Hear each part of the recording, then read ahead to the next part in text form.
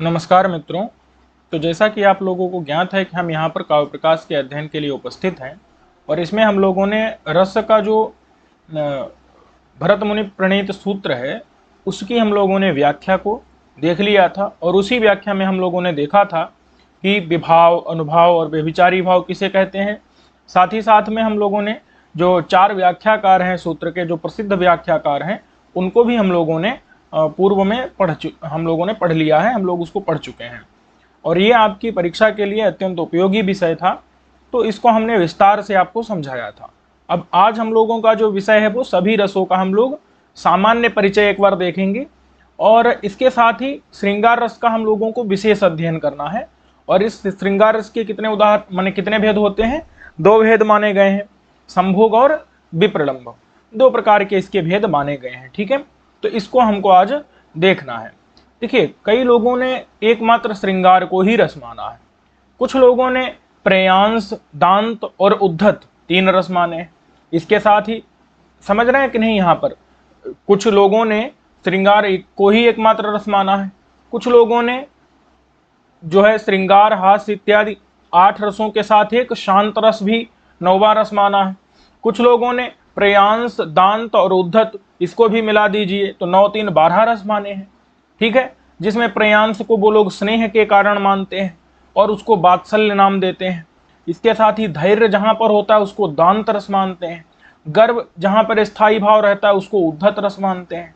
और तो इस प्रकार से जो है लोगों ने विभाग लोगों ने किए हैं। ठीक है, तो ऐसी स्थिति में ये क्या कर रहे हैं, ग्रंथकार उन सारे मतों का खंडन करके और बता रहे हैं कि सिर्फ और सिर्फ 8 रस होते हैं और एक और अगर माना जाए तो 9 रस होते हैं, 9वां रस जो कि शांत रस है। ठीक है, तो इस प्रकार से यहाँ पर हम इन रसों के उदाहरणों को विशेष रूप से जानेंगे और इस पाठ में हम सभी रसों का पहले सामान्य परिचय एक बार जान लेते हैं, सभी रसों का। ठीक है, और श्रृंगार रस का जो है हम विशेष अध्ययन करेंगे कि श्रृंगार किसे कहते हैं। तो देखिए, श्रृंगार में मूल रूप से कौन कारण होता है? श्रृंगार में जो कारण होता है वो नायक और नायिका कारण होती है और साथ ही साथ में एक प्रकृति, एक वातावरण जो विशेष प्रकार का है वो श्रृंगार रस में कारण होता है। ठीक है, तो ये बात आप लोग समझ लीजिए। श्रृंगार रस में कारण कौन होता है? श्रृंगार रस में कारण होता है नायक और नायिका। ठीक है, ये कैसा कारण होता है? ये कारण होता है आलंबन। ठीक है, इसलिए इसको क्या कहते हैं? आलंबन विभाव कहते हैं। ठीक है, इसको क्या कहते हैं? आलंबन विभाव कहते हैं।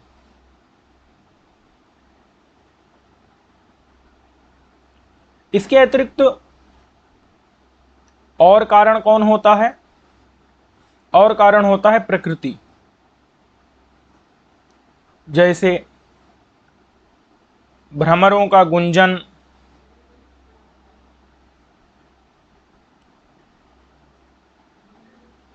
चंद्रमा का उदय इत्यादि। तो ये क्या होता है? ये होता है उद्दीपन। ठीक है, ये कारण होते हैं सामान्य रूप से। उसके अतिरिक्त इसमें कार्य क्या होते हैं? तो कार्यों को कहा जाता है अनुभाव, जैसे आंसू बहना। ठीक है, नजरें तिरछी करना इत्यादि क्या होते हैं? ये कार्य होते हैं। ठीक है, और इसके बाद सहकारी कारण क्या होते हैं? सहकारी कारण होते हैं जैसे लज्जा है, हास है। तो इसको दूसरा नाम क्या दिया गया है? इसको दूसरा नाम क्या दिया गया है? व्यभिचारी। ठीक है, ये देख लीजिए आप एक बार। सहकारी कारण लज्जा, हास। ठीक है, इन्हीं को दूसरा नाम क्या दिया गया है? इनको दूसरा नाम दिया गया है व्यभिचारी। ठीक है,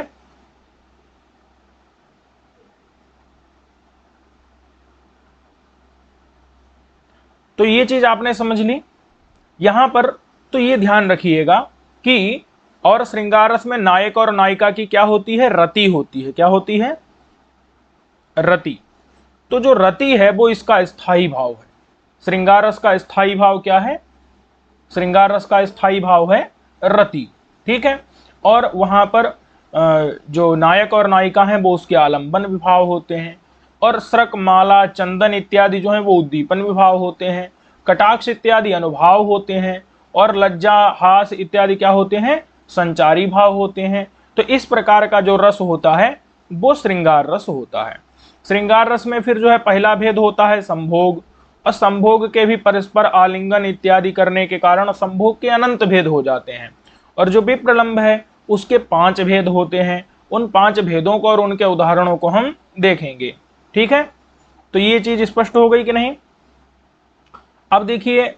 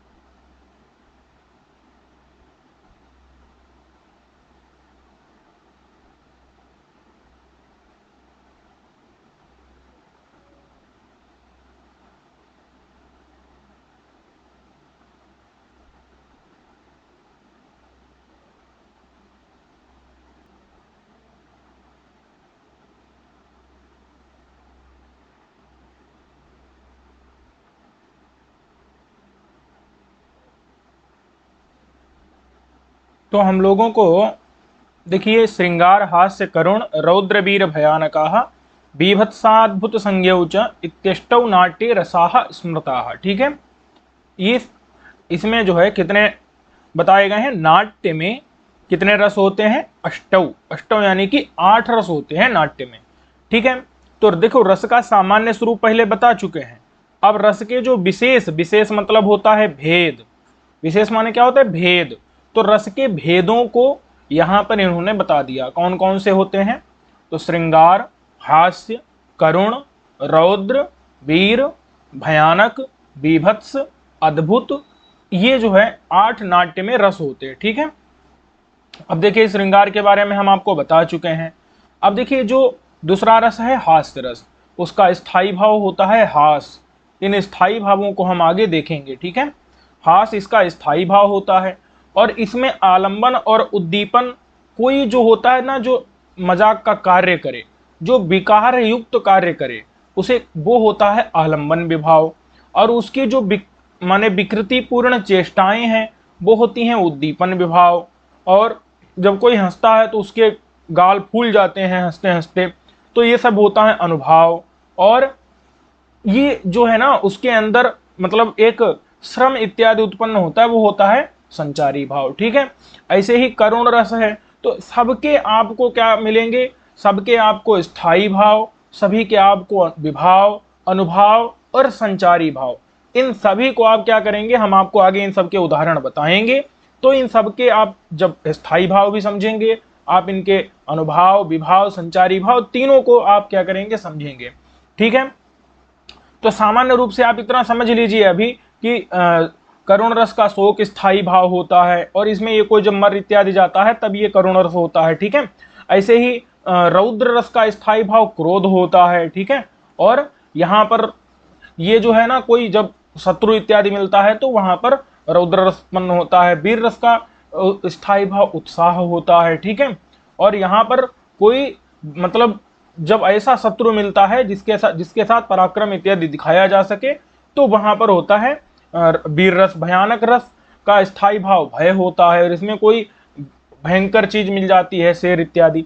और बीभत्स रस का स्थायी भाव जुगुप्सा होता है, इसमें विष्ठा मूत्र इत्यादि जब मिल जाते हैं तो उनसे घृणा आने लगती है, तो वो बीभत्स रस है। अद्भुत रस का स्थायी भाव विस्मय होता है, और इसमें कोई अद्भुत कर्म, अद्भुत क्रियाएं रहती हैं। ठीक है, तो ये इन सभी रसों का क्या हो गया, ये सामान्य हमने आपको बता दिया।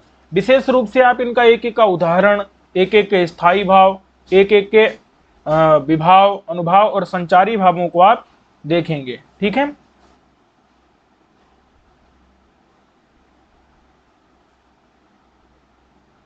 तो एक एक के आप उदाहरण, स्थायी भाव इत्यादि सभी को हम आपको बताएंगे। ठीक है, अब आता है सबसे पहले क्या है, श्रृंगार।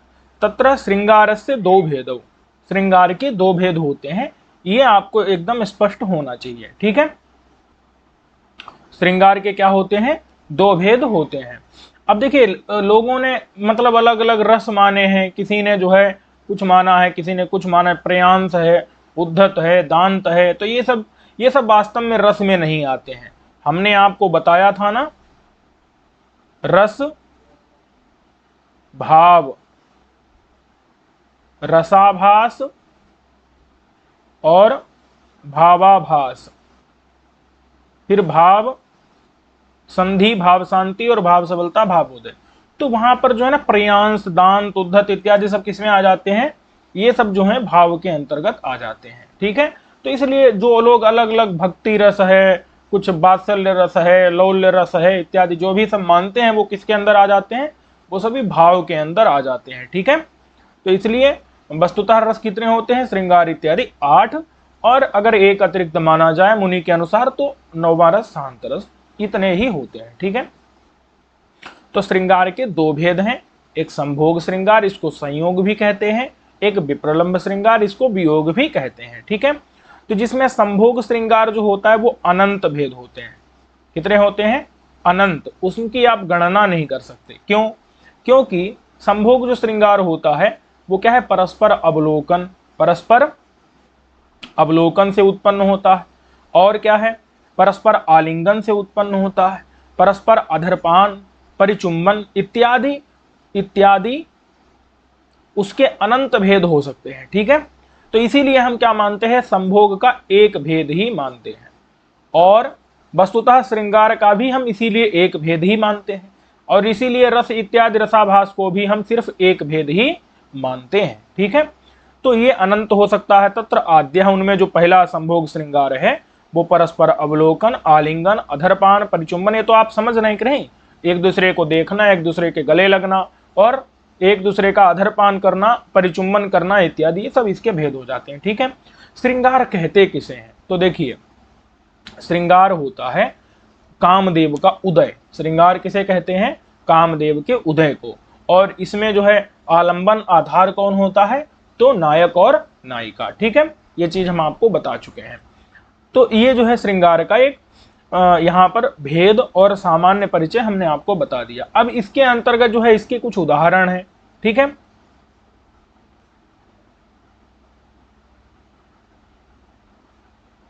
तो देखिए, ये आपको स्पष्ट हो गया। अब विप्रलंब श्रृंगार भी जान लीजिए। तो अभिलाष के कारण, विरह के कारण, ईर्ष्या के कारण, प्रवास के कारण और शाप के कारण, ये कितने हो गए, 5 हो गए। अभिलाषा, विरह, ईर्ष्या, प्रवास और शाप, ये हेतु मतलब कि इनके कारण जो है ये 5 प्रकार का क्या होता है, विप्रलंब श्रृंगार होता है। ठीक है, 5 प्रकार का होता है। ये बात स्पष्ट हो गई कि नहीं।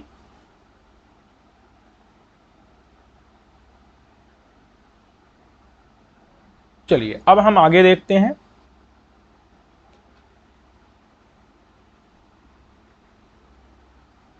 अब देखिए, अब इसमें देखिए संभोग श्रृंगार है, इसके यहां पर 2 उदाहरण दिए गए हैं। तो संभोग श्रृंगार भी 2 प्रकार से हो सकता है। कई बार जो है शुरुआत नायिका करती है, क्या, शुरुआत नायिका करती है, और कई बार शुरुआत नायक करता है। ठीक है, तो ये जो है ना, ये क्या है, 2 प्रकार के उदाहरण हैं। ठीक है, संभोग श्रृंगार के 2 उदाहरण यहां पर जो है इन्होंने काव्य प्रकाशकार ने दिए हैं। ठीक है, तो अब इनको आप देख सकते हैं। तो पहला जो पद्य है वो किसका है, वो अमरुक शतक का है। किसका है? अमरुक शतक का है। और इसमें क्या हो चुका है, मतलब जो पत्नी है और मतलब पति, इसमें क्या है कि नायक और नायिका की शादी हो चुकी है, विवाह हो चुका है, और यहाँ पर नायिका के अंदर पहली पहली शुरुआत नायिका कर रही है, उसके अंदर काम विकार उत्पन्न हो रहा है, और इसीलिए वो जो क्रियाएं कर रही है उन क्रियाओं को यहाँ पर इन्होंने दिखाया है। ठीक है, तो अब क्या है यहाँ पर, शून्यम वासगृहम विलोक्य शयनात् उत्थाय किंचित क्षणैर् निद्रा ब्याज मुपागतस्य सुचिरम निर्वर्ण पत्युर्मुखम विस्रब्धम परिचुंब्य जात पुलकाम आलोक्य गंडस्थलीम लज्जा नम्रमुखी प्रियेण हसता बाला चिरम चुंबिता। ठीक है, यहाँ पर क्या मामला है भाई पूरा, देखिए, शून्यम वासगृहम, वासगृह कहते हैं जहां पर सोया जाता है, शयन कक्ष जो है वो वासगृह है। तो उस वासगृह को शून्यम विलोक्य, शून्य देख करके, वासगृह को शून्य मतलब निर्जन देख करके, विलोक्य मतलब होता है विशिष्ट प्रकार से देख करके। क्यों? हो सकता है कि वहां कहीं कोई सखी जो है उसकी छिपी हुई हो, समझे कि नहीं?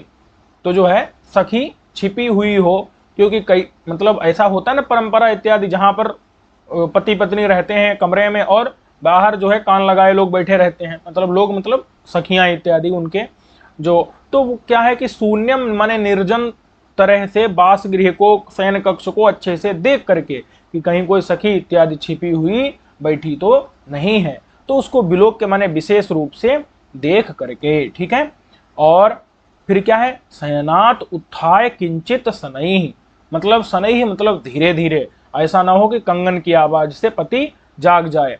तो इस प्रकार से किंचित माने थोड़ा थोड़ा, क्या थोड़ा मतलब ऐसा नहीं पूरा शरीर उठा दिया, थोड़ा सा उठाया केवल। तो इसमें अगर पति जाग करके पूछ भी लेता है कि क्यों उठ रही हो, तो यहाँ पर यह भी हो जाएगा कि मैं करवट बदल रही थी, ऐसा बताया जा सकता है। इसलिए किंचित माने थोड़ा सा, शनैः शयनात् माने शयन से उत्थाय उठ करके। ठीक है, थोड़ा सा, शयन माने शैया से थोड़ा सा उठ करके। फिर क्या है, निद्रा ब्याजम उपागतस्य, देखिए ये पति के विशेषण है कि जो पति है ना वो निद्रा के बहाने से, देखिए पति जो है ना वो वास्तव में निद्रा को प्राप्त नहीं किया है पति। अभी तो पति कैसा है, निद्रा के बहाने को प्राप्त किया है। पति जो है ना वो बहाने से नींद को नहीं प्राप्त कर गया, वास्तव में पति नींद को प्राप्त नहीं किया है बहाने से, अपितु निद्रा के बहाने को प्राप्त किया, बहाने से निद्रा को नहीं, अपितु निद्रा को माने निद्रा को बहाने से नहीं, निद्रा के बहाने को प्राप्त किया है। समझिएगा, निद्रा के बहाने को प्राप्त किया है, क्योंकि अगर निद्रा को ही प्राप्त कर जाता तब तो वास्तव में फिर तो क्या, फिर तो नायिका देखती रहती लेकिन पति जागता नहीं जागता।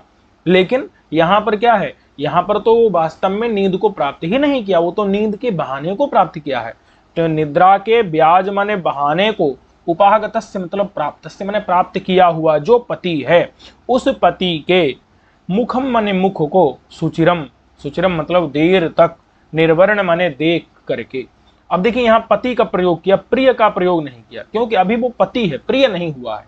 प्रिय कब होगा, जब समागम हो जाएगा, उसके बाद जब उसका रहस्य प्रिय पति का पता चल जाएगा, तब जाकर के उसके अंदर प्रिय, तब जाकर के वो प्रिय बनेगा नायिका का। ठीक है, तो यहाँ पर क्या है कि पति के मुख को सुचिरम देर तक निर्वर्ण यानी कि देख करके। ठीक है, अपना पूरा बुद्धि लगा करके इतना देखा है और अच्छे से देखा है, क्योंकि वहां पर उसके अंदर प्रेम भी है और पूरी बुद्धि से लगा के देख रहे, ऐसा तो नहीं कि ये कहीं जाग गया है। ठीक है, फिर जब देख करके अच्छे से उसने निश्चय कर लिया कि ये वस्तुतः सोया हुआ ही है, तो विश्रब्धम, विश्रब्धम मतलब पूरे विश्वास से, क्या विश्वास है कि मैं अगर चूमूंगी तब भी वहां पर इसके अंदर निद्रा का भंग नहीं होगा, ये सोता ही रहेगा। तो इसलिए विश्रब्धम माने इस प्रकार के विश्वास से युक्त हो करके, परिचुंब्य माने उसने क्या कर लिया, परि मतलब होता है दोनों, और दोनों गालों को क्या कर लिया, और दोनों जो नेत्र के प्रांत भाग हैं, नेत्र के जो किनारे हैं और जो दोनों गाल हैं, उनको क्या कर लिया, परिचुंब यानी कि दोनों ओर से चूम लिया। अब जब चूम लिया तब क्या हुआ, वो पति तो वास्तव में निद्रा को प्राप्त नहीं हुआ था बहाने से, अभी तो वो निद्रा के बहाने को प्राप्त हुआ था। तो अब वो प्रसन्न हो गया, पति तो खुश हो गया।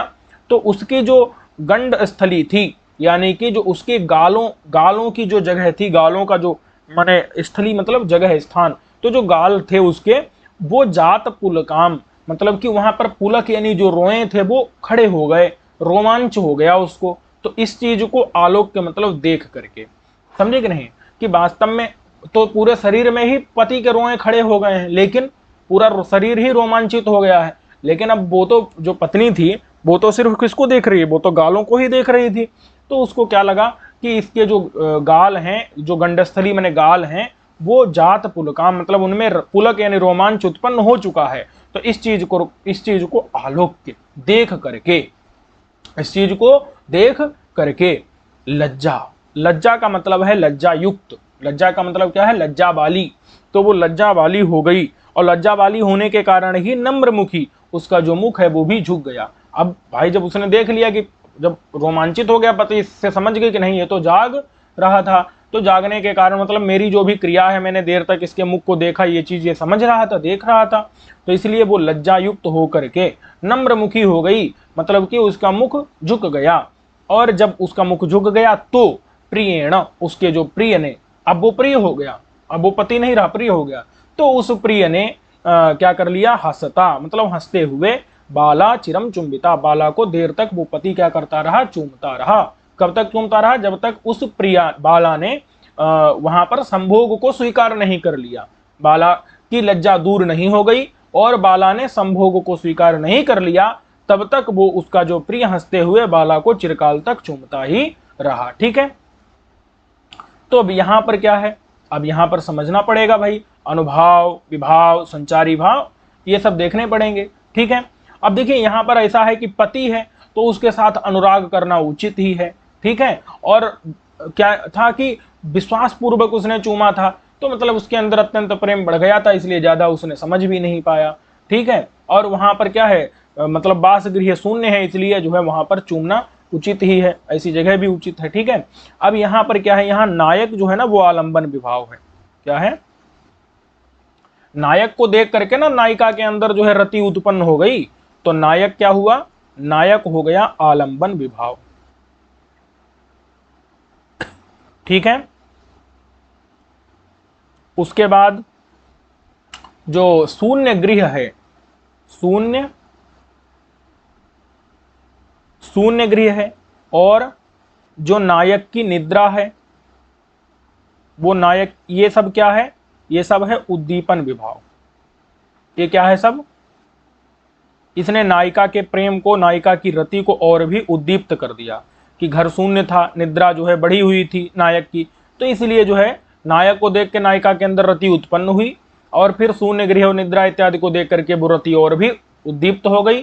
ठीक है, और फिर नायिका गई और नायिका ने क्या किया, पति के मुख को देखा, तो मुख को देखा, मुख देखना, और क्या है, उसको चूम लिया, तो चूमना, ये जब देखना चूमना इत्यादि ये सब क्या है, ये सब जो है अनुभाव हैं, ये सब क्या है,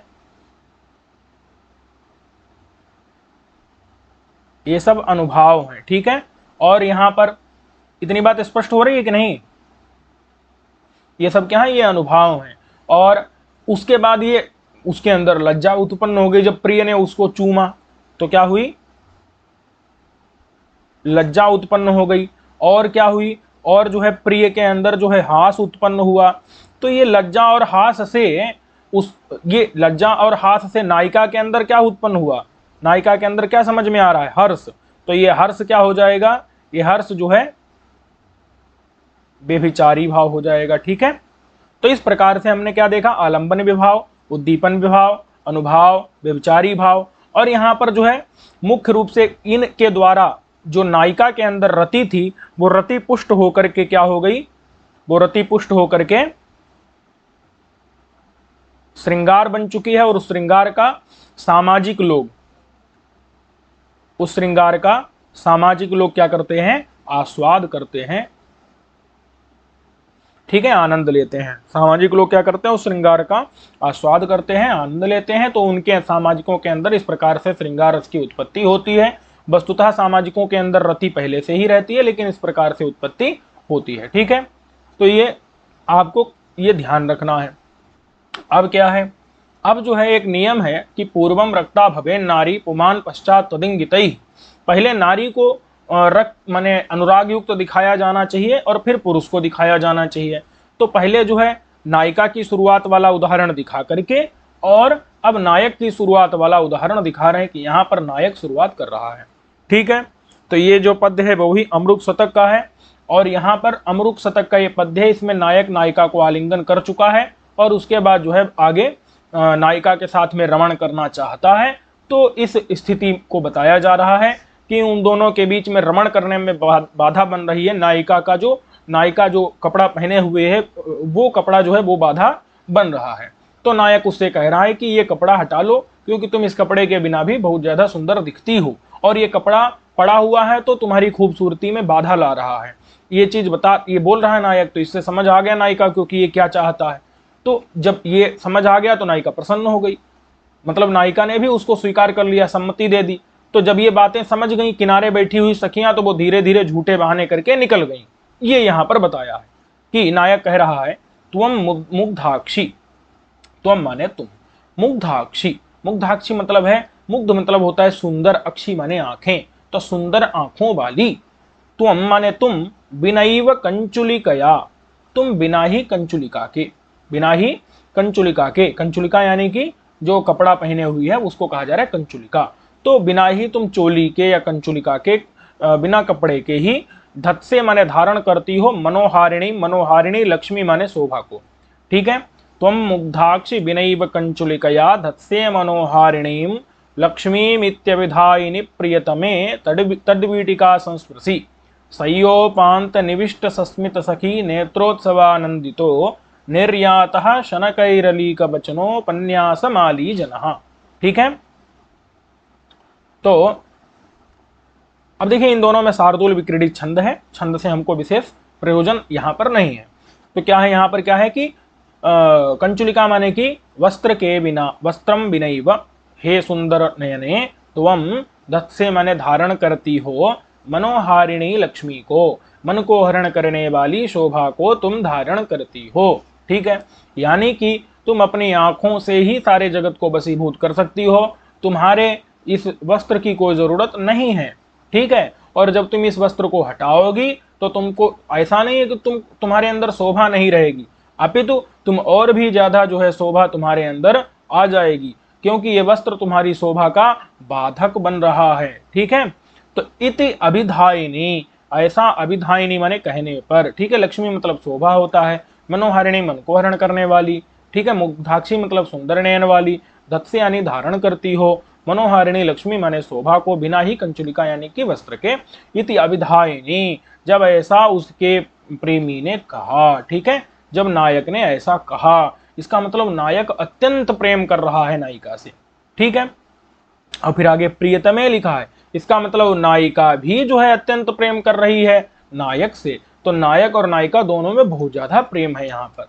ठीक है, तो ऐसे जब प्रियतम ने ऐसा कहा, तो अब प्रियतम ने कहा तो उसकी बात तो माननी ही पड़ेगी, प्रियतम की बात की उपेक्षा तो नहीं की जा सकती। तो इसलिए अब तो मानना पड़ेगा। तो इसलिए प्रियतमे तद्वीटिका संस्पृशि, अब प्रियतम ने क्या कर दिया, तत् माने उस प्रेमिका की, वीटिका माने जो वस्त्रों की जो वहां पर गांठ लगी होती है ना, वस्त्रों की जो गांठ होती है या बटन या गांठ जो भी कह सकते हैं, उसको क्या करने लगा, प्रियतम संस्पृशि यानी छूने लगा। अब क्यों छूने लगा, माने उस वस्त्र को खोलने के लिए प्रियतम क्या करने लगा, उसको छूने लगा। तो तद्वीटिका संस्पृति यानी कि उसके जो बीटिका थी, गांठ थी, उसको संस्पृति यानी छूने लगा। तब क्या हुआ, सयोपांत, ये देखिए ये स्पष्ट हो गया कि नहीं, मतलब सखियां हैं पास में लेकिन फिर भी नायक क्या कर रहा है, वस्त्रों को खोलने के लिए अपना हाथ आगे बढ़ा दिया, उसकी बीटिका बटन गांठ उसको खोलने के लिए संस्पृति माने छूने लगा। तब होना ये चाहिए कि या तो उसको गुस्सा आना चाहिए, गुस्सा आता तो उसकी जो भौहें हैं नायिका की वो तिरछी हो जाती, लेकिन ऐसा नहीं हुआ, वो तो और भी हंसने लगी। तो इसका मतलब समझ में आ गया कि नायिका भी यही चाहती है। ठीक है, सखियां हैं फिर भी नायक वहां लज्जा नहीं कर रहा है। तो सैया उपांत निविष्ट सस्मित सखी, सैया के उपांत माने पास में, सैया के उपांत माने पास में, निविष्ट, निविष्ट माने बैठी हुई, जो सस्मित यानी कि मुस्कान युक्त, समझिएगा कि वो हंस क्यों रही है, उसको लज्जा आ रही है कि मतलब सखियों वहां बैठी हैं फिर भी नायक ऐसी चेष्टा कर रहा है, तो इसीलिए वो क्या बोल उसके अंदर लज्जा आ रही है। उस लज्जा को छिपाने के लिए वो क्या कर रही है, हंस रही है, थोड़ा सा हंस रही है, लेकिन अपनी भौहें टेढ़ी नहीं कर रही है। इससे समझ में यह आ रहा है कि वो भी चाहती है कि उसका वस्त्र हटा दिया जाए, उसकी जो कंचुलिका है उसको खोल दिया जाए। तो सैया उपांत माने सैया के उपांत माने पास में निविष्ट बैठी हुई जो सस्मित यानी कि मुस्कुराती हुई जो सखी है, उस सखी के नेत्र, उस सखी के नेत्रों का जो सखी मतलब नायिका, यहां ध्यान दीजिएगा, सखी का मतलब ऐसा नहीं कोई दूसरी सखी हो, सखी मतलब क्या है, जो नायिका है, जो अन्य सखियों की, अन्य जो वहां बैठी हुई जो उसकी सखियां हैं उनकी जो सखी है माने नायिका है, उस नायिका के नेत्रों में, उस नायिका के नेत्रों में उत्सव को देख करके, अरे भाई वो जो नायिका थी जो अन्य सखियों की सखी थी, उस नायिका के नेत्रों में उत्सव यानी आनंद को देख करके और सखियां सब क्या हो गई, आनंदित हो गई, और सारी सखियां क्या हो गई, आनंदित हो गई। तो वो सखियां निर्यातः निकल गई, निर्यातः का मतलब क्या है, खिसक गई, निकल गई, शनक ही माने धीरे धीरे निकल गई, ठीक है। अलीक वचन मतलब झूठे झूठे वचन बोल करके, क्या बोल करके, कि तुम यहीं रहो मुझे तोता पढ़ाना है, तुम यहीं रहो मुझे मैना को खिलाना है, तुम यहीं रहो मुझे जो है चकोरी को छोड़ना है चंद्रिका के पान के लिए। तो इस प्रकार से विभिन्न प्रकार के झूठे झूठे वचनों को बोल बोल करके वो वचनोपन्यास माने अलीक माने झूठे झूठे वचनों का उपन्यास करके माने बोल करके आली जन मतलब सखियां क्या हो गई, निर्याता मैंने उस जगह से धीरे धीरे सन कहीं मैंने धीरे धीरे निकल गई, निर्याता मैंने निकल गई, और वो आनंदित होकर निकली सब, क्यों, क्योंकि उनकी जो सखी थी नायिका थी उसके नेत्रों में उत्सव को देख करके, आनंद को देख करके, ठीक है। क्योंकि सखी कैसी थी, वो सस्मित यानी मुस्कुरा रही थी, सैया के उपांत मैंने पास में निविष्ट मैंने बैठी हुई थी, ठीक है, वो मुस्कुरा रही थी, इसका मतलब है उसको भी नायक के द्वारा वस्त्र खोला जाना सम्मत ही है। तो ये चीज यहां पर इन्होंने बता दी, ठीक है। अब यहां पर ये जो है ना, यहां पर नायक के अंदर रति पैदा हो रही है, किसको देख करके, मुग्धाक्षी को, इस मुग्धाक्षी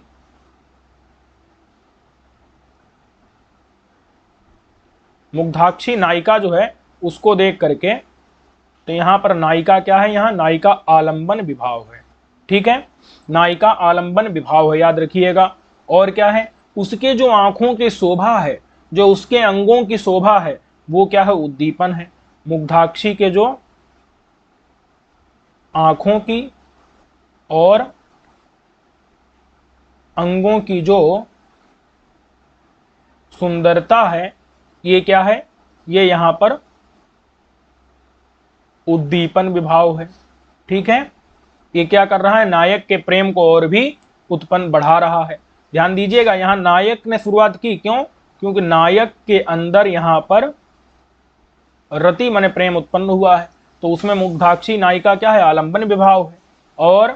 और यहां पर जो उसके आंखों की और अंगों की जो सुंदरता है वो उद्दीपन विभाव है, ठीक है। इतनी बात स्पष्ट हो गई कि नहीं। और फिर अब नायक क्या कर रहा है, जब ये चीजें इनके द्वारा नायक के अंदर की रति उत्पन्न हो गई, उद्दीप्त हो गई, तो वो अब क्या कर रहा है, वो अभिधायिनी मतलब कि आभाषण कर रहा है, बोल रहा है ना नायिका के साथ में, तो नायिका को बोल रहा है कि तुम ये जो है वस्त्र मत पहनो, तुम इनके बिना भी सुंदर लग रही हो। तो ये सब क्या है, ये जो है, और उसके बटन को छू रहा है या गांठ को छू रहा है, तो ये सब क्या है, इसके द्वारा, ये समझ में आ रहा है कि नहीं। तो ये नायक जो कर रहा है ये सब अनुभाव है, क्या, कि नायिका से बोलना कि तुम बिना कपड़ों के सुंदर लग रही हो, और वहां पर क्या है, उसके जो है कपड़ों की गांठ को खोलना। तो ये सब क्या है, ये सब अनुभाव है, ठीक है। और अनुभाव मतलब होता है जो बाद में होने वाला कार्य, जब नायक के अंदर ये चीज उत्पन्न हो गई तो वो ये कार्य कर रहा है। तो ध्यान दीजिएगा, सबसे पहले ये सब था कारण, और अनुभाव मतलब होता है कार्य, ये सब कार्य हैं। और उसके बाद जो है रति और कौन बढ़ा रहा है, तो जो उसके अंदर उत्कंठा है नायक के अंदर, क्योंकि ये सब बोल रहा है कि तुम कपड़े के बिना सुंदर लगे और गांठ खोल रहा है, इससे क्या पता चल रहा है, इससे पता चल रहा है नायक के अंदर क्या है, उत्कंठा है। तो ये उत्कंठा क्या है, ये उत्कंठा जो है बेभिचारी भाव है, ठीक है। ये उत्कंठा क्या है, ये उत्कंठा बेभिचारी भाव है, ठीक है।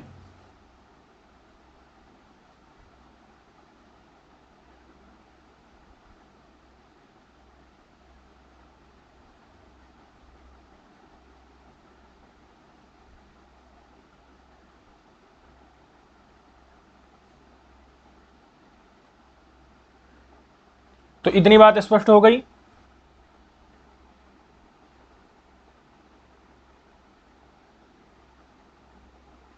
तो ये हम लोगों ने क्या किया, संभोग श्रृंगार के इन दोनों उदाहरणों को देख लिया। अब देखिए हमने क्या पढ़ा था, विप्रलंब श्रृंगार। ठीक है, तो विप्रलंब श्रृंगार जो है ना, विप्रलंब श्रृंगार ये 5 प्रकार का होता है। कौन कौन सा, तो हम आपको बताए थे, अभिलाषा, विरह, ईर्ष्या, प्रवास और शाप। इन 5 कारणों से होने वाला 5 प्रकार का क्या होता है, विप्रलंब श्रृंगार होता है। एक होता है अभिलाषा से, और दूसरा क्या होता है, विरह से, और तीसरा किस कारण से होता है, तो ईर्ष्या से, और चौथा किससे होता है, प्रवास से,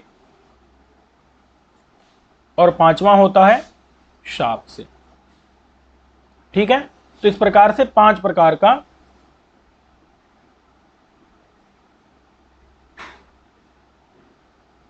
ये 5 प्रकार का क्या होता है, यहां पर विप्रलंब श्रृंगार होता है। ठीक है, तो ये अभिलाषा हेतुक विप्रलंब श्रृंगार, माने अभिलाष जो है जिसमें कारण है, इस प्रकार का विप्रलंब श्रृंगार बता रहे हैं। अभिलाष किसे कहते हैं, केवल प्रेम हो जाना, ये क्या होता है, अभिलाष होता है। ठीक है, यहाँ पर ऐसा नहीं है कि प्रवास हो चुका हो, केवल सिर्फ क्या है, अभिलाष है, मतलब थोड़ा सा एक व्यक्ति जो है क्या कर रहा है, दूसरे से प्रेम कर रहा है, इसी को अभिलाष कहते हैं।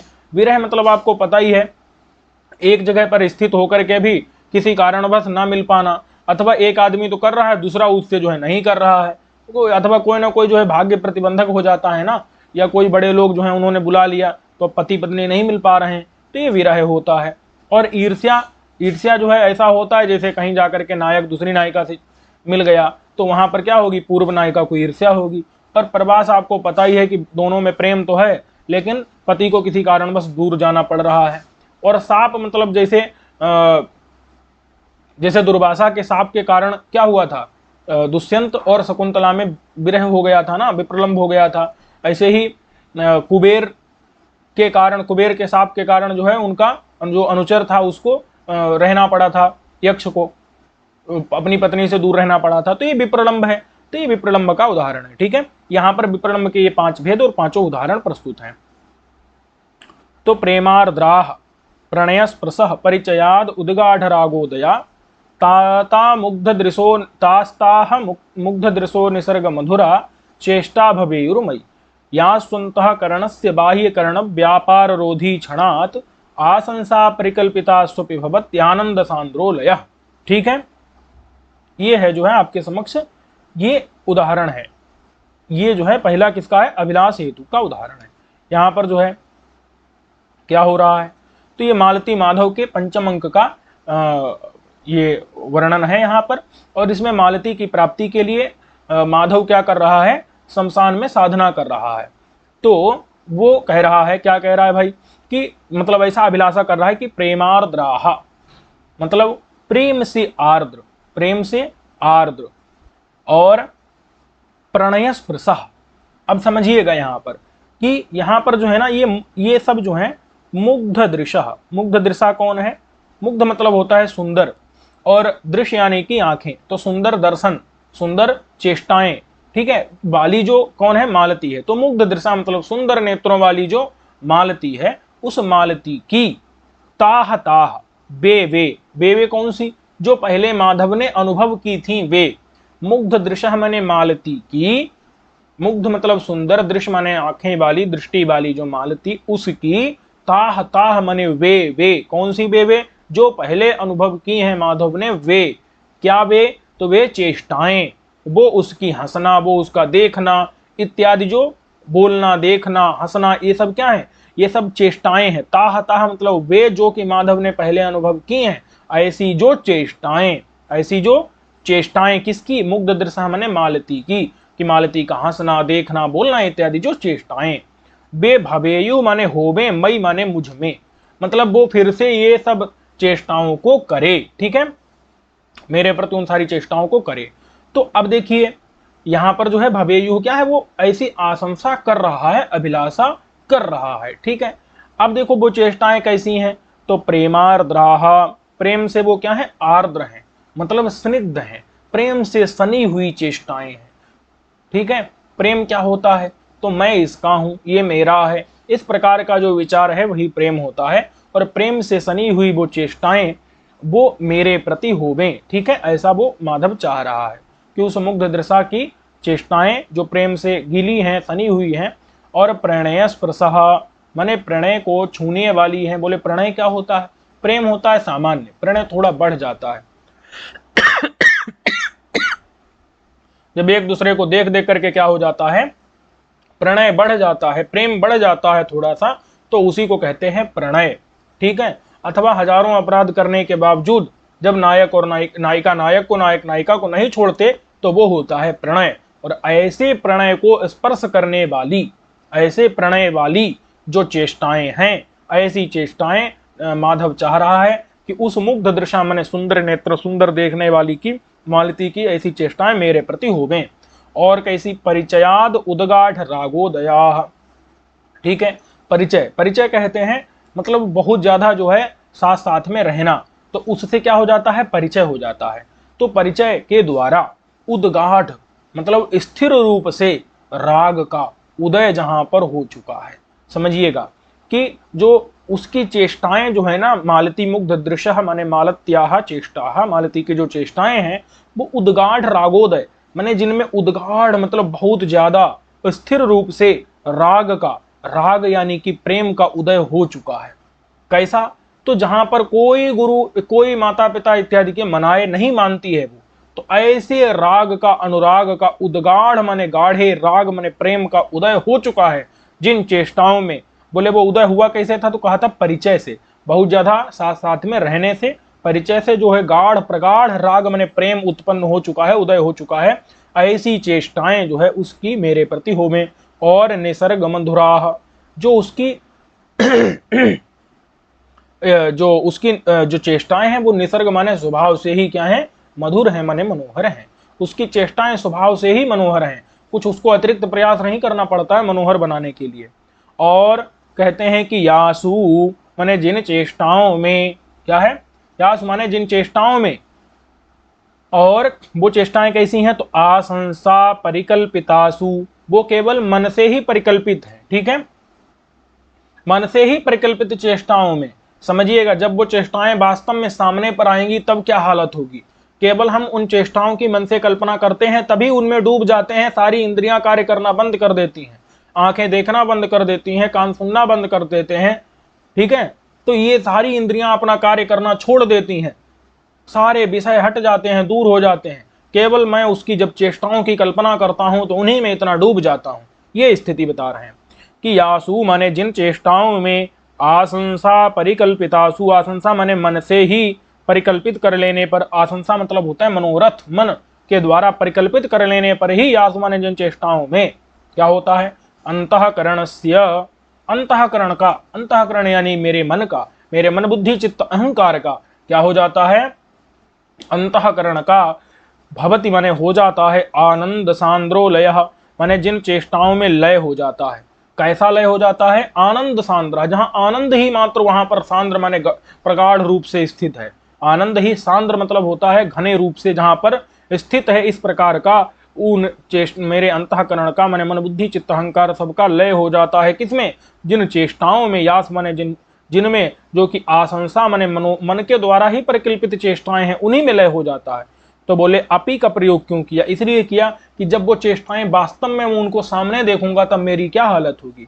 और वो चेष्टाएं कैसी हैं, तो बाह्य करण व्यापार रोधी क्षणात माने, क्षणात माने क्षण भर में ही क्या कर देती हैं वो बाह्य, बाह्य मतलब जो देखो दो प्रकार की इंद्रियां होती हैं, अंतरिंद्रिय बहिरिंद्रिय। अंतरिंद्रिय माने मन बुद्धि चित्त अहंकार, उनका तो लय हो जाता है तुरंत चेष्टाओं में। जो मन में ही कल्पित चेष्टाएं हैं उन्हीं में मन बुद्धि का लय हो गया, एकदम मन बुद्धि विलीन हो गए। और जो बाहर की इंद्रियां हैं, जो बाह्य मतलब बाहर की करण माने इंद्रियां हैं, उन इंद्रियों का जो व्यापार है, बाहर की इंद्रियां, चक्षु माने देखना, कान सुनना, ये बाहर की करण माने इंद्रियां हैं, इनका जो व्यापार है उस व्यापार को भी रोधी मतलब रोक देने वाला।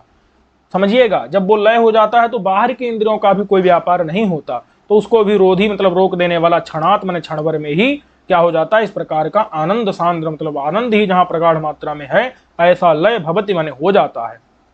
किसमें होता है? चेष्टाओं में लय हो जाता है। और वो चेष्टाएं कैसी? आशंसा परिकल्पित हैं, उन चेष्टाओं में लय हो जाता है। ठीक है, तो अब यहां पर क्या है? यहां पर माधव के अंदर क्या हो रही है? रति हो रही है। और उस रति का आलंबन कौन है? आलंबन विभाव कौन है? आलंबन विभाव है मालती। ठीक है, उद्दीपन विभाव कौन है? उद्दीपन विभाव है मालती की जो क्रियाएं हैं, मालती की जो चेष्टाओं की याद जो आ रही है ना, वो उसका क्या है? बार बार याद आ रही है, चेष्टाओं की, मालती की चेष्टाओं की याद आ रही है, वो उद्दीपन विभाव है। और ये क्या कर रहा है? ये अभिलाषा कर रहा है, ये अभिलाषा कर रहा है। ये क्या है? ये जो है अनुभाव है। माधव क्या कर रहा है? अभिलाषा कर रहा है। जब माधव के अंदर रति उत्पन्न हो गई तो वो अभिलाषा कर रहा है। तो ये क्या है? ये यहां पर अनुभाव है, अनुभाव है। और इसके अंदर क्या है? अभिलाषा कर रहा है, इसका मतलब क्या होगी? इसके अंदर उत्कंठा होगी। तो ये उत्कंठा क्या है? ये उत्कंठा यहाँ पर व्यभिचारी भाव है। और रति यहाँ पर क्या है? रति यहाँ पर स्थायी भाव है। तो इस प्रकार से स्थायी भाव, आलंबन विभाव, उद्दीपन विभाव, अभिलाष, अनुभाव और व्यभिचारी भाव, इन सब से मिलकर के स्थायी भाव रति जो है वो श्रृंगार रस में बदल जाता है। ठीक है, अब देखिए यहां पर भी शार्दूल विक्रीडित छंद है। अब हम लोग अगला उदाहरण देख लेते हैं विरह हेतुक का। ठीक है, तो विरह हेतुक में है अन्यत्र व्रजतीति का खलु कथा नाप्यस्यताधिक सुहृद व्योमाम नेच्छति नागतश्च हः कोयम विधेः प्रक्रमा इत्यल्पेतर कल्पना कविलित स्वांता निशांतांतरे बालावृत्त विवर्तन व्यतिकरा नापनोते निद्रान्निशि। ऐसा विरहोत्कंठिता। यहाँ पर जो नायिका ना वो विरह से उत्कंठित है। विरह से क्या है? उत्कंठित है। यहाँ पर कथा क्या है ये समझ लीजिए कि कोई नायक है जिसने संकेत किया था, बताया था कि मैं तुम्हारे पास इस समय पर इस जगह पर मिलने आऊंगा, लेकिन वो किसी कार्य में फंस गया, अथवा उसके जो है माता पिता इत्यादि ने किसी कार्य में उसको लगा दिया। अब वो जो है रात्रि में उस नायिका के पास नहीं आ सका। तो अब नायिका उसके विरह में बहुत ज्यादा उत्कंठित है। उस नायिका का यहाँ पर वर्णन किया गया है। वो नायिका कई प्रकार की बातें अपनी मन में सोच रही है, कल्पनाएं कर रही है। पहली कल्पना, दूसरी कल्पना, तीसरी कल्पना और चौथी कल्पना। इस प्रकार से 4 कल्पनाएं यहाँ पर दिखाई गई हैं। ठीक है, तो देखिए क्या है यहाँ पर कि ये 4 कल्पनाएं हैं। इति माने इस प्रकार से अल्प, अल्प मतलब थोड़ी नहीं, बहुत सी कल्पनाएं नायिका कर रही है। इति माने इस प्रकार से अल्प से इतर, अल्प माने थोड़ी, अल्प से इतर माने बहुत सी कल्पनाएं कर रही है। कौन? नायिका। नायिका कल्पनाएं कर रही है। वो कल्पनाओं से उसका जो स्वांत है, स्वांत माने उसका जो मन है, स्व माने उसका जो अंत माने मन है, जो मन है वो कवलित हो गया है, मतलब घिर गया है, एकदम व्याप्त हो गया है, ग्रस लिया गया है। अल्पेतर माने बहुत सी, अल्प मतलब थोड़ी, अल्पेतर माने बहुत सी कल्पनाओं के द्वारा कवलित माने घेर लिया गया है, घिर गया है, ग्रस लिया गया है। स्व मतलब उसका अंत, मतलब अंतःकरण माने मन, उसका जो स्वांत मतलब होता है मन। तो उसका जो मन है वो बाला का घेर लिया गया है। ठीक है, बहुत सी कल्पनाओं के द्वारा। और वो बाला कहाँ पर है? तो निशांत के अंतर है। माने निशांत कहते हैं उसका जो शयन कक्ष, उस शयन कक्ष के अंतर माने अंदर, शयन कक्ष के अंदर है वो बाला। बाला मतलब वो जो भी नायिका है वो पड़ी हुई है। और वो क्या कर रही है? इधर उधर अपने शरीर को लोटपोट कर रही है। होता है ना, तो जब कोई व्यक्ति परेशान होता है तो अपने शरीर को क्या करता है? इधर उधर करवटें बदलता रहता है। तो वही बता रहे हैं। वृत्त, वृत्त मतलब होना। वृत्त मतलब क्या है? वृत्त मतलब है होना। विवर्तन, विवर्तन का मतलब होता है इधर उधर लोटपोट। और व्यतिकर मतलब होता है संबंध अथवा बहुत ज्यादा समूह। तो व्यतिकर का मतलब है, देखो वृत्त मतलब हो गया है, विवर्तन मतलब लोटना पोटना जिसका शुरू हो गया है, और व्यतिकर मतलब उसी के साथ लगातार संबंध है, मतलब लगातार लोटने पोटने के साथ ही लगातार करवट बदल रही है, इधर उधर अपने हाथ को पैर फेंक रही है। तो इस प्रकार से वृत्त मतलब है संजात उत्पन्न, विवर्तन मतलब है लोटना पोटना, व्यतिकर माने संबंध या समूह। तो जिसका लगातार जो है विवर्तनों के साथ में संबंध जो है वो उत्पन्न हो रहा है। विवर्तन मतलब लोटना पोटना, करबटे बदलने के साथ में व्यतिकर माने संबंध, वृत्त माने संजात उत्पन्न हो रहा है। ऐसी जो बाला है वो नापनोति नहीं प्राप्त कर रही है। निद्रा माने निद्रा को, निशि माने रात्र में, वो रात में निद्रा को प्राप्त नहीं कर रही है। अब वो लगातार क्या कल्पनाएं कर रही है उस चीज को बताया गया है। क्या कि अन्यत्र ब्रजतीति का खलु कथा, कि वो एक कल्पना कर रही है कि अन्यत्र माने दूसरी नायिका के पास में ब्रजति माने चला जाएगा।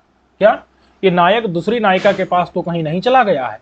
तो कहते हैं नहीं नहीं नहीं नहीं, का खलु कथा, ये कथा माने ऐसी बात करना भी, का मतलब होता है कुत्सित है, गलत है।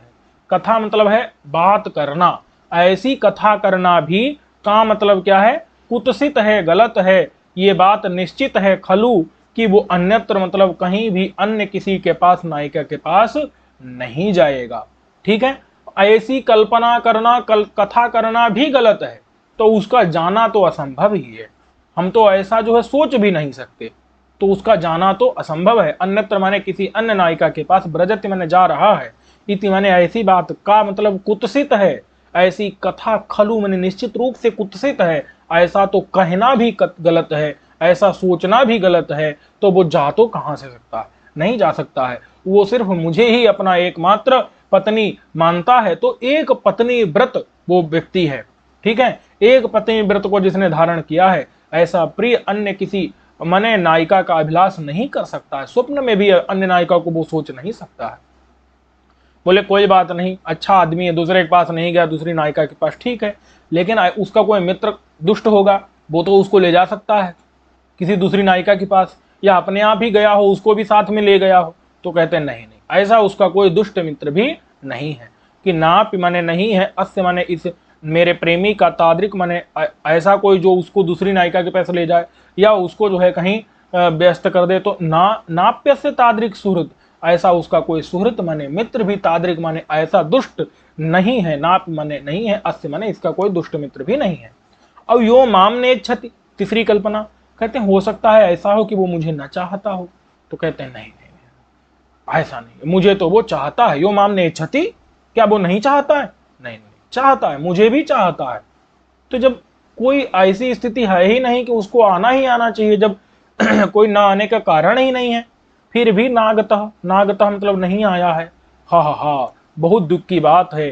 कोयम विधे प्रक्रम, ये विधि का क्या जो है प्रक्रम, क्या विधि ने शुरू किया है? क्या विधि माने भाग्य ने, क्या ये जो है दुर्भाग्य ने, प्रक्रम माने काम, कोयम माने क्या यह शुरू किया है?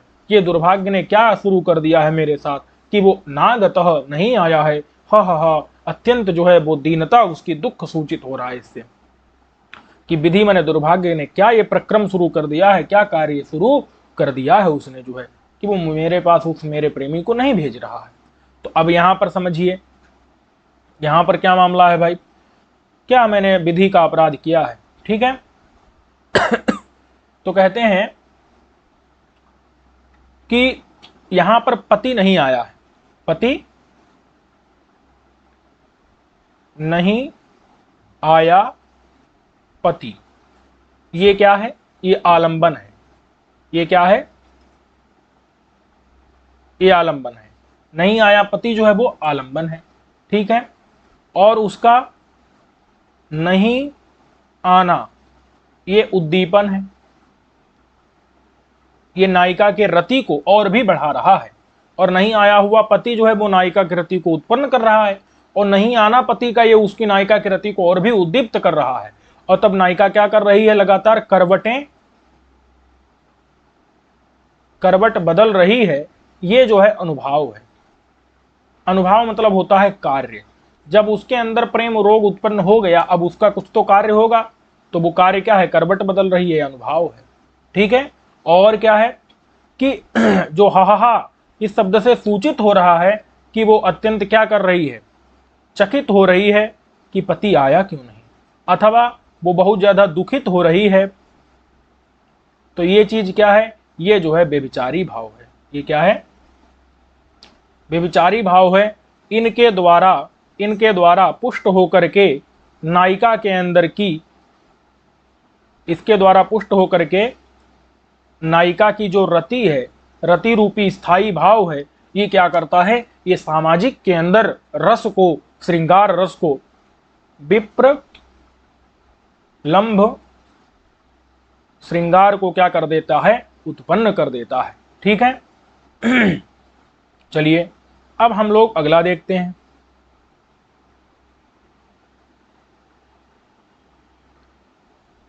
अब देखिए ईर्ष्या के कारण क्या है, ईर्ष्या के कारण भी क्या होता है, माने जो है विप्रलंभ होता है। ईर्ष्या के कारण भी एक विप्रलंभ श्रृंगार उत्पन्न होता है। ईर्ष्या हेतुक मतलब ईर्ष्या के कारण। ठीक है, तो इसका उदाहरण देख लेते हैं।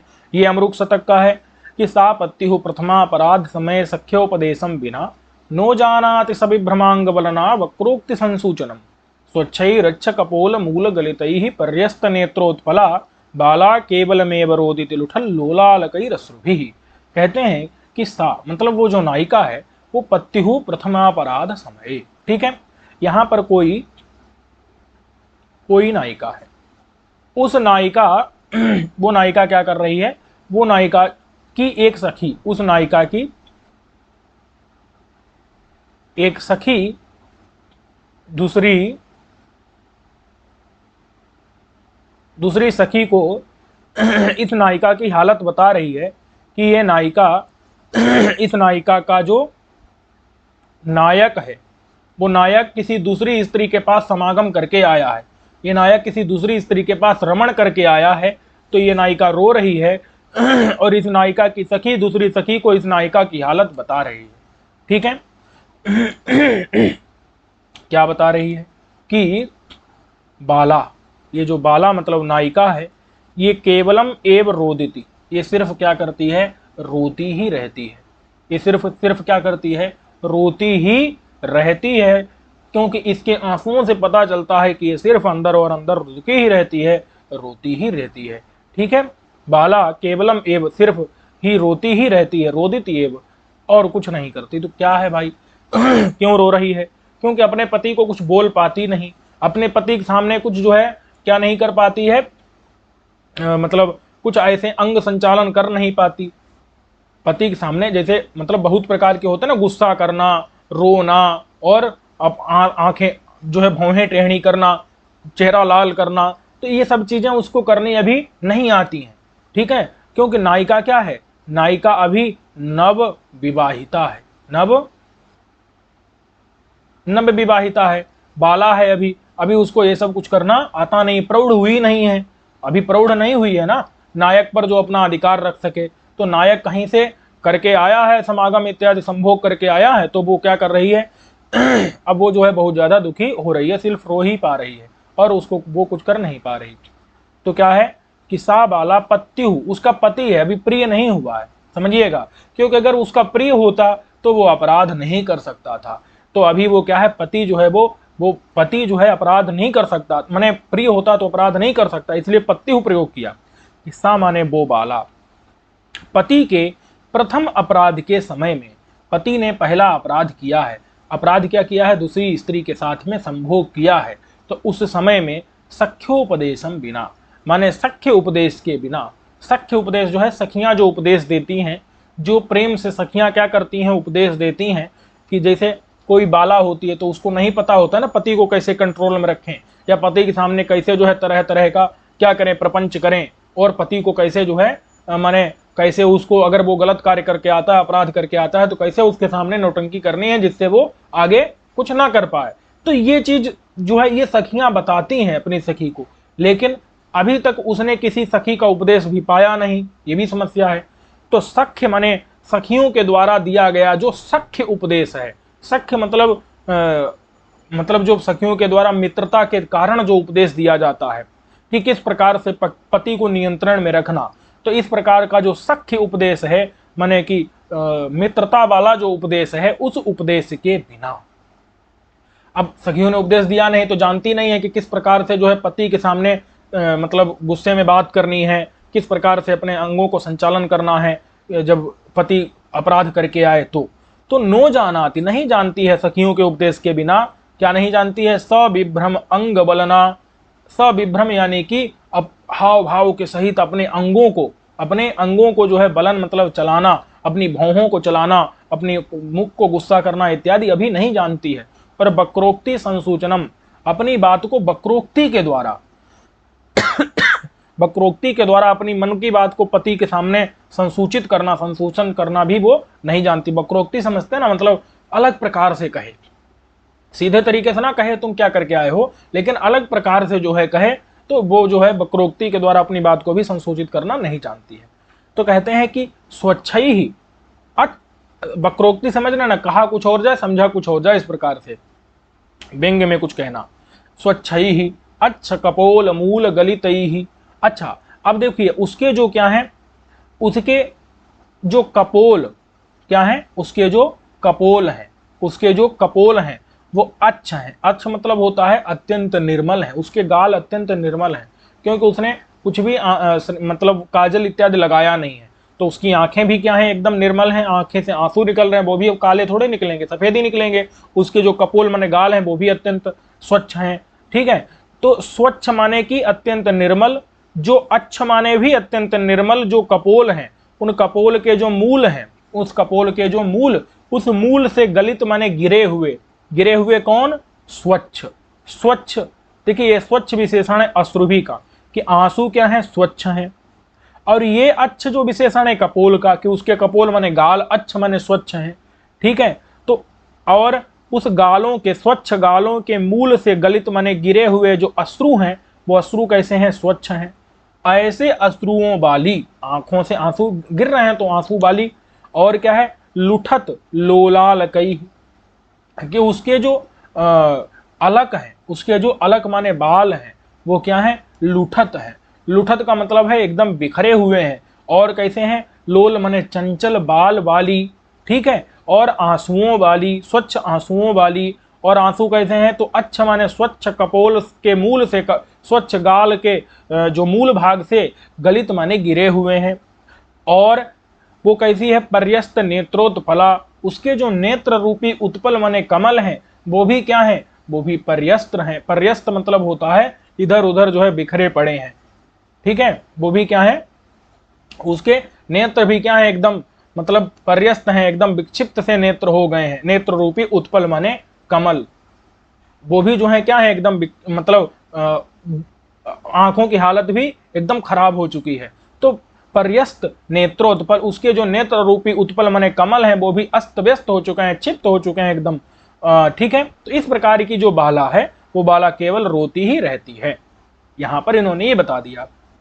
तो यहां पर क्या है, यहां इसका जो पति है वो आलंबन है, पति आलंबन है। और पति का जो अपराध है, पति तो आलंबन है, और पति का जो अपराध है वो क्या है, वो उद्दीपन विभाव है। और बाला क्या कर रही है, अब जब अपराध हो गया, पति ने अपराध कर दिया, तो बाला क्या करेगी, रोएगी। तो उसका जो रोना इत्यादि है वो क्या है, वो अनुभाव है, क्योंकि ये अनुभाव मतलब होता है कार्य। अब भाई अब रोएगी ही तो यही सब कार्य होगा ना। और अब उससे जो है उसके अंदर क्या आ रही है, पति के प्रति असूया आ रही है। तो असूया क्या है, कि असूया व्यभिचारी भाव है। आपको इन सभी शब्दों का मतलब जो व्यभिचारी भाव आते हैं ना, 33 इन 33 के 33 व्यभिचारी भाव को हम बताएंगे आपको। ठीक है, किसी वीडियो में आपको क्या मिलेगा, इन सभी के व्यभिचारी भाव, आपको उनका अच्छे से वर्णन मिल जाएगा। तो इस प्रकार से इसके द्वारा जो उस बाला के अंदर जो उत्पन्न रति है, वो रति क्या होती है, विप्रलंभ श्रृंगार के रूप में बदल करके और सामाजिकों के अंदर रस उत्पन्न करती है। ठीक है, तो ये बात स्पष्ट हो गई कि नहीं।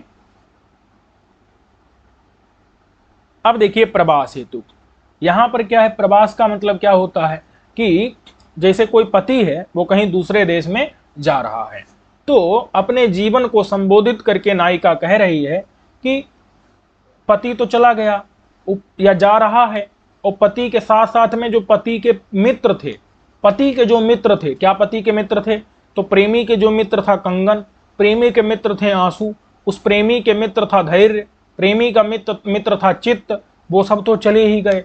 तो तुम क्यों यहाँ पर, हे जीवन तुम क्यों रुके हुए हो, ये यहां पर कह रही है नायिका। ठीक है, तो वो प्रवास कर रहा है, प्रवास के कारण यहां पर क्या हो रहा है, यहां पर विप्रलंभ हो रहा है। उस विप्रलंब का ये उदाहरण दे रहे हैं कि प्रस्थानम बलयैहि कृतम प्रिय सखैहि आश्रयैहि अजस्रम गतम, कि जब जब प्रियतमे निश्चित चेतसी यातुम, जब प्रियतम ने अपने चित्त को निश्चित कर लिया यातुम माने जाने के लिए, जब नायिका का जो पति था उस पति ने, प्रियतम ने चित्त को अपने निश्चित कर लिया यातुम माने जाने के लिए, उसने जाने के लिए, नायक ने जब निश्चित कर लिया कि अब मैं जाऊंगा दूसरे देश, तो उस समय पर सर्वे समम प्रस्थिता, सर्वे माने सभी, समम माने साथ साथ में, प्रस्थित माने चले गए। समझिएगा, प्रियतम गया नहीं, प्रियतम से सिर्फ निश्चय किया, इतने मात्र से वो नायिका दुबली हो गई, और दुबली हो गई तो उसके जो बलय थे, उसके जो कंगन थे, वो सब क्या हो गए, वो प्रस्थान कर गए, माने उसके कंगन हाथों से निकल गए। ठीक है, और उसके जो आंसू थे, अस्त्र माने होता है आंसू, जो प्रिय सखई ही, जो प्रिय सख माने जो प्रिय मित्र थे किसके, पति के, वो अजस्त्रम गतम माने वो भी क्या हो गए, वो भी लगातार जो है, अजस्रम माने लगातार, गतम माने चलने लगे, मतलब लगातार उसके आंसू बहने लगे। समझिएगा, अभी प्रियतम गया नहीं है, प्रियतम ने सिर्फ जाने का निश्चय किया है। प्रियतम माने पति ने निश्चित किया है, चेतस माने चित्त में, यातुम माने जाने के लिए, प्रियतम ने सिर्फ चित्त में जाने के लिए निश्चय किया है, इतने मात्र से नायिका दुबली पतली हो गई और उसके बलय माने कंगनों ने प्रस्थान कर गए, उसके कंगन हाथ से गिर गए, और उसके जो प्रिय मित्र थे आंसू, अरे भाई आंसू ही तो प्रिय मित्र होते हैं जो उसका देखभाल करते हैं, क्योंकि आंसू निकलेंगे तब पति रुकेगा तो उसके लिए फायदा होगा, तो आंसू ही ना प्रिय मित्र होते हैं जो फायदा करवाते हैं। ठीक है, तो प्रिय मित्र जो उसके थे, आंसू थे, वो आंसू अजस्त्रम माने लगातार, गतम माने निकलने लगे, उसके आंसू लगातार बहने लगे। और धृत्या न क्षणम आसितम, धृत्या माने धैर्य जो था वो भी, न माने नहीं, क्षण माने क्षण भर के लिए, आसितम माने रुका, धैर्य ने भी क्षण भर के लिए, धैर्य भी नहीं रुका, वो अधीर हो गई, धैर्य समाप्त हो गया। और व्यवसितम माने निश्चय कर लिया, चित्तेन गंतुम पुरः, पुरः मतलब आगे, गंतुम माने जाने के लिए, चित्तेन माने चित्त ने, व्यवसितम माने निश्चित कर लिया, चित्त भी जो है आगे आगे जाने लगा। तो जब सब जाने ही लगे, प्रियतम ने जहां जाने का निश्चय किया तो ये सारी चीजें जाने लगी, सर्वे माने सभी, समम माने साथ साथ में, प्रस्थित माने जाने लगे, प्रस्थान कर गए। तो गंतव्य, गंतव्य कहते हैं जिसे जरूर जाना है उसे गंतव्य कहा जाता है। तो हे जीवित, जीवित मतलब होता है हे प्राण, हे जीवन, तुम क्यों रुके हुए हो, तुमको भी निकलना ही है। तो गंतव्य सती, गंतव्य मतलब जाना है, निश्चित, सती मतलब होने पर, गंतव्य माने जाना निश्चित है, तुम्हारा तो जाना निश्चित है, तुमको तो जाना ही है। तो हे जीवित, हे प्राण, हे जीवन, तुम भी क्यों नहीं निकल जाते हो।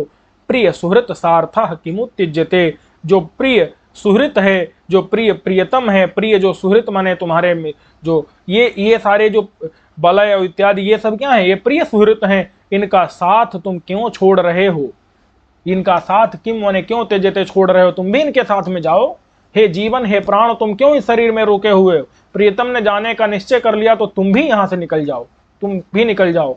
ठीक है, ये कह रही है कि, तो तात्पर्य ये है कि यहां पर वो मर जाएगी अगर प्रियतम चला जाएगा। ठीक है, तो यहां पर प्रियतम जो है वो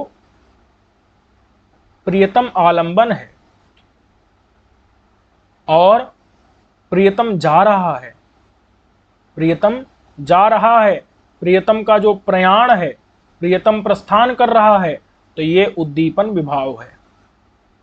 और अब नायिका जो है उसके बलय में कंगन गिर गए हैं, मतलब नायिका क्या हो गई है, एकदम कृस, कृस मतलब पतली पड़ गई है, तो उसका जो है दुबला होना, नायिका का दुबला होना, ये सब क्या है, ये सब अनुभाव हैं।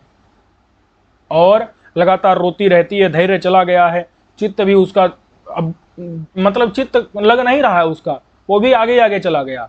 और इससे क्या व्यंजित हो रही है, इससे पता चल रहा है चिंता, इससे जो व्यंग्य चिंता है, याद रखिएगा जो व्यभिचारी भाव होते हैं वो व्यंग्य होते हैं,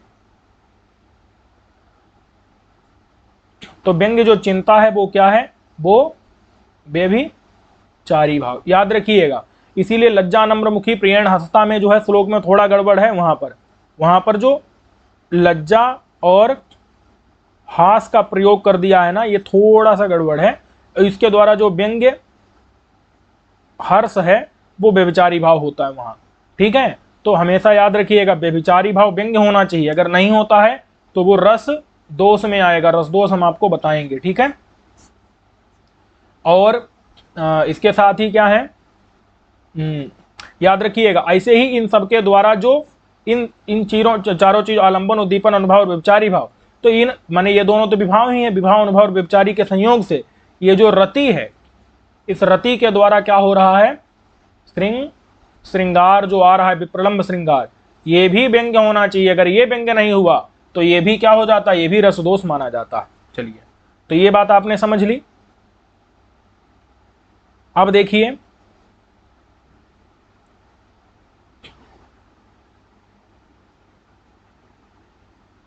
अब इसके बाद जो है साप हेतुक विप्रलंब का वर्णन कर रहे हैं। ठीक है, जिसमें साप कारण है, साप के कारण भी हो जाता है ना, वियोग हो जाता है।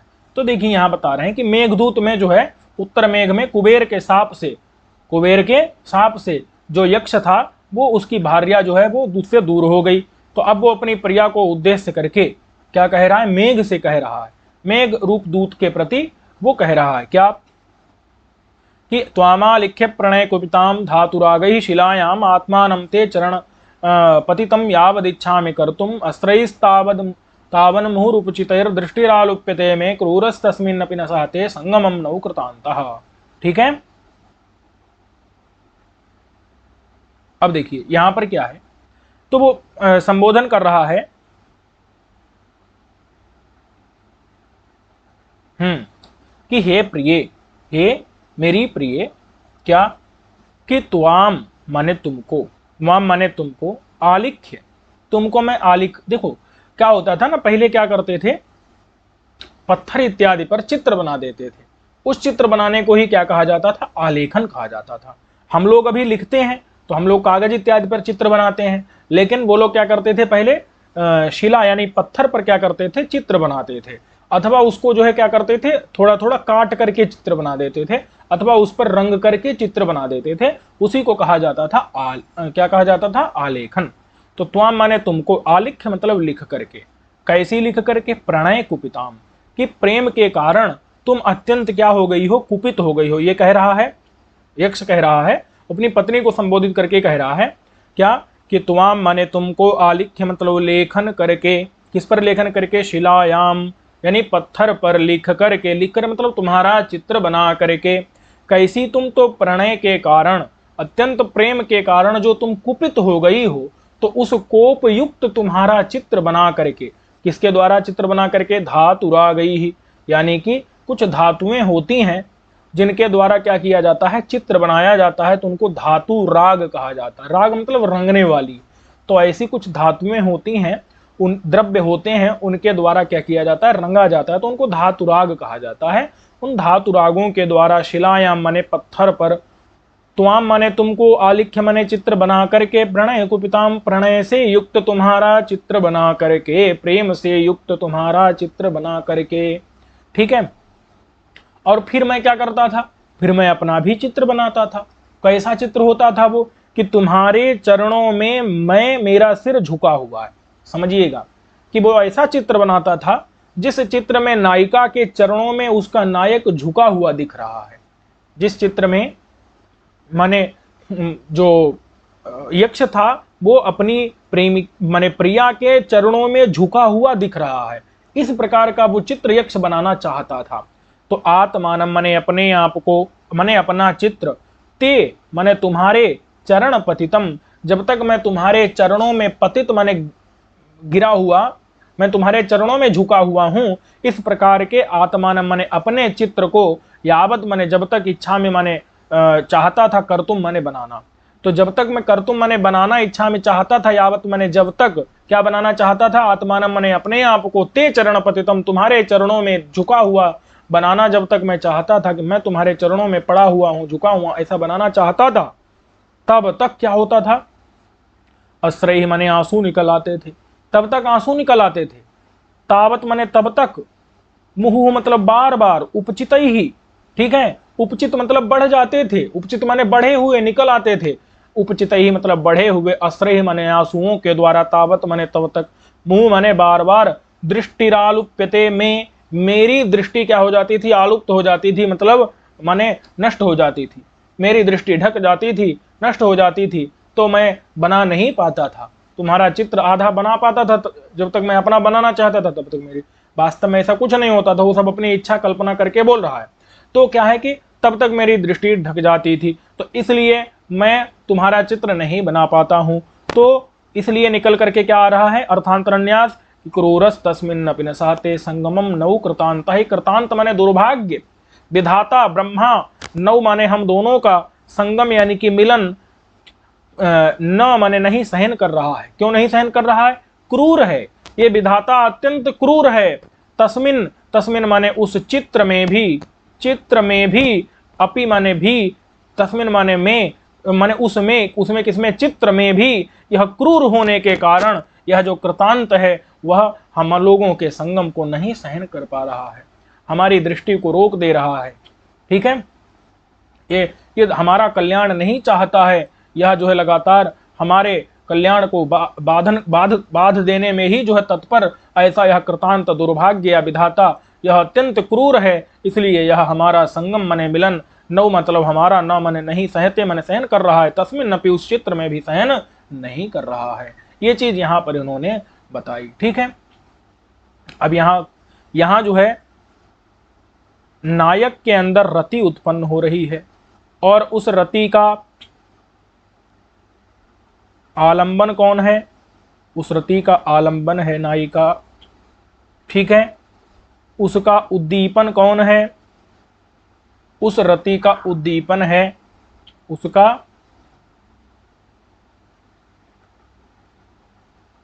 प्रणय कोप। जो प्रेम के कारण वो गुस्सा कर रही है, वो नायक की रति को और बढ़ा रहा है, प्रणय का कोप ये उद्दीपन है। और इसीलिए नायक क्या कर रहा है, नायक अपने आप को उसके चरण में गिराना चाहता है, उसके चरण में पतित करना चाहता है। ये यहां पर है अनुभाव, ये तो विभाव हो गया दोनों, ये विभाव हो गया। ठीक है, और क्या है, चरण पतित करना चाहता है, ये है अनुभाव। ठीक है, और जो है नायक क्या कर रहा है, उस दुर्भाग्य पर, विधाता पर, ब्रह्मा पर असूया कर रहा है। ये जो असूया है वो है यहां पर व्यभिचारी भाव। वो क्या है,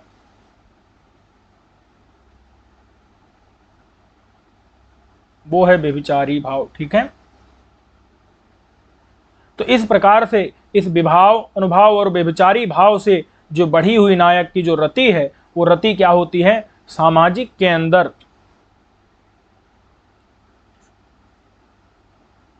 नायक के अंदर की जो रति है वो क्या करती है, तो यहां पर नायक इत्यादि का संबंध हट जाता है।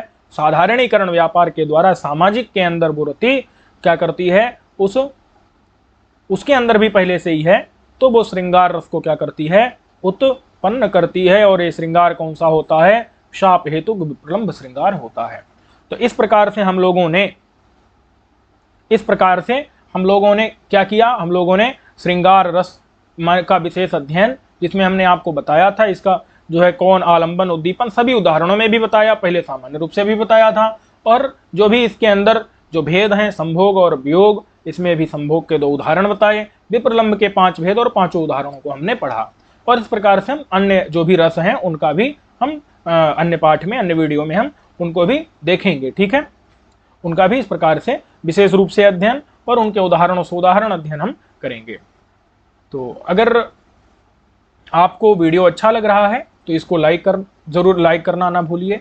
साथ ही साथ में आप कमेंट के माध्यम से भी हमको बताइए, और अपने अन्य मित्रों को भी अगर आपको अच्छा लगे तो इसको शेयर कर दीजिए, ताकि उन लोगों को भी इसका लाभ मिल सके।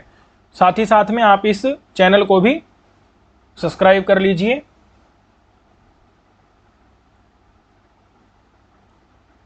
ठीक है,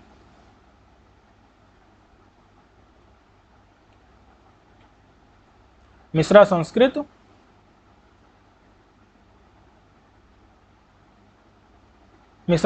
प्रबोध, इस चैनल को भी आप लोग क्या कर लीजिए, सब्सक्राइब कर लीजिए। ठीक है, ताकि आपको और भी इस प्रकार का जो भी चीजें हैं वो मिलती रहें। और आपकी परीक्षा के लिए यहाँ पर हम तैयारी करवा रहे हैं, जितना हमसे संभव हो रहा है वो हम करवा रहे हैं। ठीक है, तो आप लोग क्या करिए, इसमें कर लीजिए, ताकि आपको जो भी उपयोगी चीजें हैं वो आपको लगातार मिलती रहें। इसके साथ ही हम इस वीडियो को यहीं तक रखते हैं। सर्वेभ्यो नमो नमः।